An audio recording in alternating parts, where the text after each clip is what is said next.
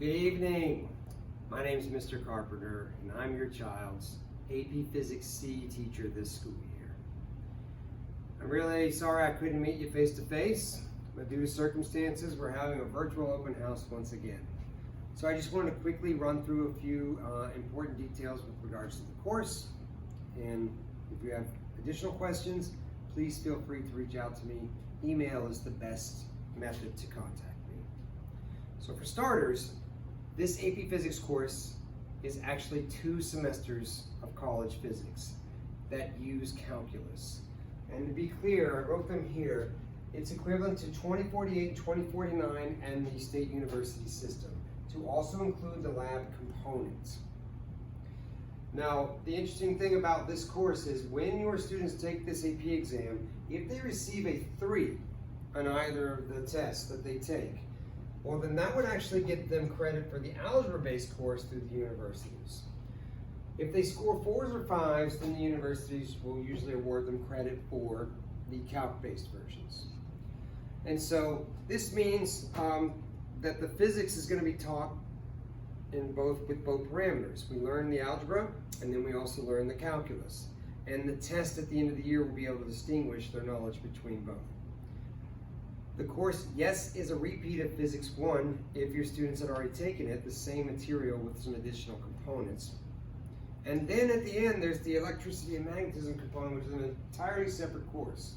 Now, our focus this year is to make sure everyone's first semester is very sound, and then get into the electricity and magnetism, as time allows. But there is a good chance that we will not cover all of the second semester. And I'm going to be very clear and upfront with the students about that if there are certain chapters or units that they may want to independent study for that second exam. So again, there are 2 AP exams at 2 separate times for this course. Now, your students have been bringing home books lately. There is a textbook to the course. It's the Physics for Scientists and Engineers text. It's very comprehensive and does a very good job correlating to the curriculum.